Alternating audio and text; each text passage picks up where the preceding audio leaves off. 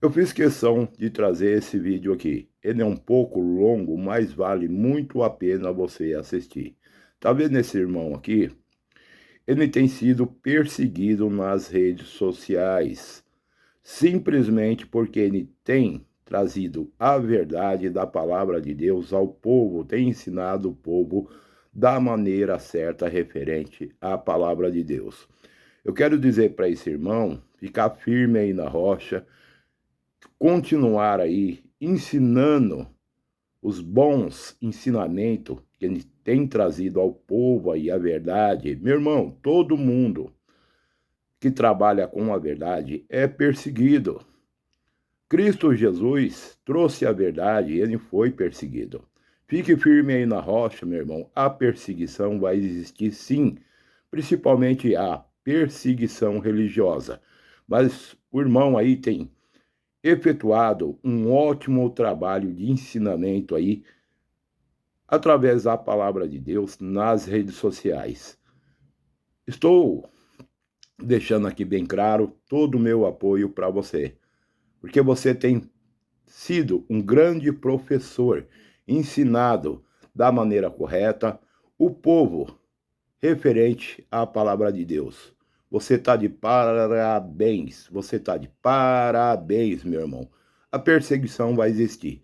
Você que está assistindo esse vídeo, assista esse vídeo até o final. É longo, mas vale muito a pena. Meu irmão, minha irmã, bem-vindos ao meu canal.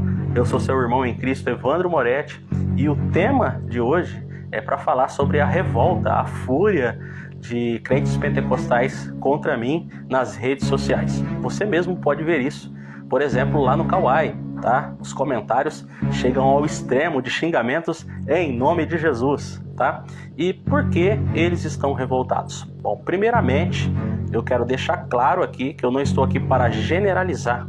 Eu sei que no meio pentecostal tem gente sincera, tá? Quem me acompanha há algum tempo sabe que eu afirmo ter gente boa de Deus em todo lugar. E não é diferente no pentecostalismo, tá? Mas por que os pentecostais estão revoltados? Não são todos, tá? Mas a maioria dos comentários extremos das minhas redes sociais vem dessa galera aí, do meio pentecostal, tá? Quais são essas declarações e por que eles estão tão furiosos?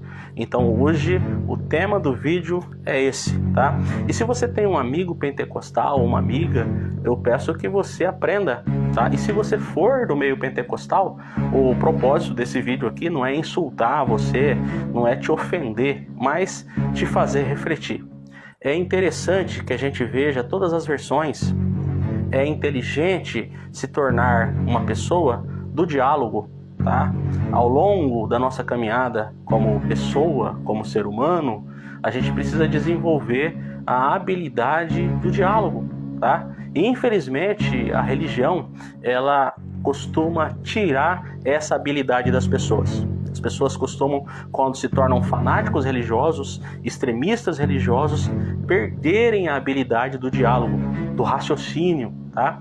E o propósito do meu canal, vocês sabem disso, é fazer uma caminhada em Cristo com bom senso, tá? Eu poderia substituir, por exemplo, o nome do meu canal para Fé Cristã com Bom Senso ou Fé Cristã Coerente, tá certo? Porque é esse o meu objetivo aqui, ser um cristão sensato, tá certo? Então eu peço que você acompanhe os passo a passo que eu vou falar nesse vídeo aqui dos motivos que os pentecostais estão revoltados e o porquê eles não devem ficar revoltados, porque na verdade eu estou os ajudando. Fique comigo. E os pentecostais estão furiosos comigo, exatamente por declarações como o vídeo em que eu disse que é possível acessar a Deus sem a necessidade de uma estrutura física ou um templo. E por que os pastores pentecostais não gostaram dessa declaração? Porque eles precisam muito de um espaço físico onde eles doutrinam as pessoas e eles enganam as pessoas, tá?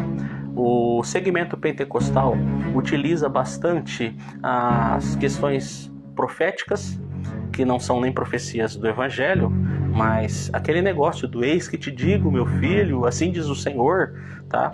E onde estiver um aglomerado de pessoas sujeitas a acreditarem nisso, para eles, para os líderes pentecostais, é tudo o que eles precisam. Então, o pentecostalismo, ele é formado geralmente por pessoas, muitas vezes bem intencionadas, que tem um líder que, ou por ignorância ou por maldade, os manipula a situações muitas vezes até bizarras. Para que tudo isso funcione, ele precisa de um espaço, tá? Nada contra a pessoa se reunir onde quer que seja, debaixo de uma árvore, numa casa, num barracão ou num templo construído, não tem problema. Eu não sou contra as pessoas se reunirem onde quer que seja, mas desde que seja um encontro coerente, um encontro sensato. Mas no pentecostalismo acontece muito de um líder leigo, uma pessoa que não conhece muito do evangelho. Ele conhece aquilo que passaram para ele, ou se tem algum conhecimento aprofundado, faz por pura maldade mesmo, tá? Porque é incrível se uma pessoa conhecer o evangelho, continuar fazendo as coisas bizarras que a gente vê no meio pentecostal. O que você vai ver? O que é comum no meio pentecostal? Tá? Um líder alugar um galpãozinho e começar ali com seus cultos, onde ele vai precisar de campanha de 7 dias, onde ele vai precisar de votos, os famosos votos no envelope, onde ele vai precisar de uma pessoa que canta bem, onde ele vai precisar de garotos, de jovens que gostem de pregar, e tudo isso fomenta o crescimento no meio pentecostal. Um galpãozinho, um microfone, não precisa muita coisa, tá? Uma caixinha de som, um líder que tenha um pouco de carisma, que seja simpático, tá? De preferência que ele profetize ou entregue revelações para as pessoas, e um grupo onde tenha um cantor, um pregador, tá? Usam bastante as mídias sociais com cartazes que muitas vezes não tem qualidade nenhuma, né? Eles gostam muito de holofotes, né? O líder pentecostal, não generalizando, mas na maior parte das vezes, aqui no Brasil é assim que funciona, ele já monta um pequeno trabalho, tá? Indo para as redes sociais com cartazes muitas vezes sem qualidade, tá? E nesses cartazes ele procura ressaltar as suas campanhas, os seus projetos, destacando pessoas que vão pregar, destacando pessoas que vão cantar, e tudo isso, tá? Faz com que aquele pequeno grupo que vai participar disso tudo se considere uma pessoa muito importante, afinal de contas está com o seu rosto ali no cartaz. Mal sabem essas pessoas que tudo faz parte do projeto que o líder tem para aquele trabalho crescer, e quando virem pessoas melhores, se assim acontecer, esses irmãos que começaram junto vão ficando de escanteio, vão ficando para depois, tá? Então é assim que tem acontecido desde sempre, tá? Por que os pentecostais se revoltaram com o meu vídeo, onde eu afirmei que é possível se achegar a Deus sem a necessidade de um templo? Eles se doeram exatamente porque eles precisam daquela estrutura física para o seu teatro acontecer, tá? Em igrejas pentecostais clássicas, como a Assembleia de Deus, a CCB, embora na Assembleia exista também essa situação de holofotes, né? Na CCB já não, mas você percebe que, embora não tenha muito essa situação, eles também valorizam demais a estrutura física. Então, pentecostais de um modo geral, tá? Eu falei aqui, eu mencionei aqui os trabalhos que estão iniciando agora, mas todos eles, tá? Vamos dizer assim, 95% deles valorizam bastante a frequência, a assiduidade ao templo. E isso é nocivo. A palavra nos diz, ali no livro de Atos, que Deus não habita em templos feitos por mãos humanas, tá? Cristo nos liberou o acesso ao Pai sem a necessidade de intermediadores. O templo, na cabeça dos líderes pentecostais e de muitos irmãos pentecostais, é uma espécie de mediador que você tem que ir lá para que você fique mais fácil a receber, ou mais propenso a receber um milagre de Deus, uma bênção de Deus, e isso não é verdade, correto? Então, não não dá para justificar, irmãos pentecostais, a revolta de vocês contra mim quando eu digo que é possível falar com Deus, acessar a Deus, sem a necessidade de um templo. Eu quero deixar claro aqui que eu não sou contra você se reunir no templo ou em qualquer outro lugar, mas desde que nessa reunião haja equilíbrio, tá? Que seja uma reunião coerente, sem bizarrices, sem invencionices, tá? Sem aquilo que tem acontecido muito no meio pentecostal, que são os famosos movimentos, que chamam movimentos ou moveres do Espírito Santo, né? E vão criando nomes, tá? Como o reteté de Jeová, o rodar no manto, tá? Que parece patético, tá? Mas muita gente acredita que isso venha de Deus. O sapato de fogo, tá? O rodar no manto, o reteté de Jeová, tá?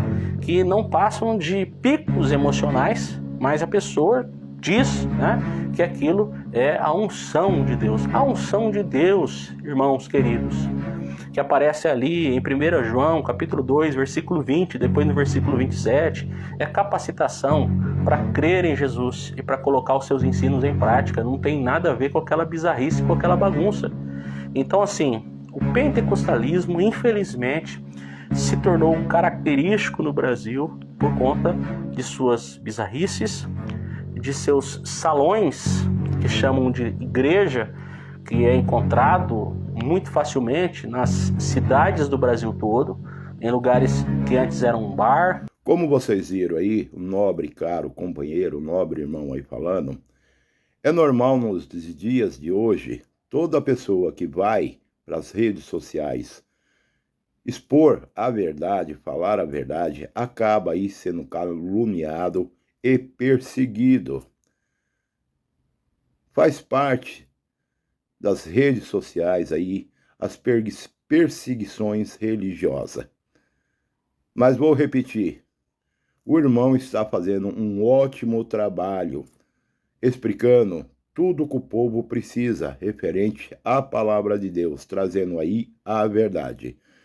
Desejo aí para o irmão e já ofereço um abraço fraterno.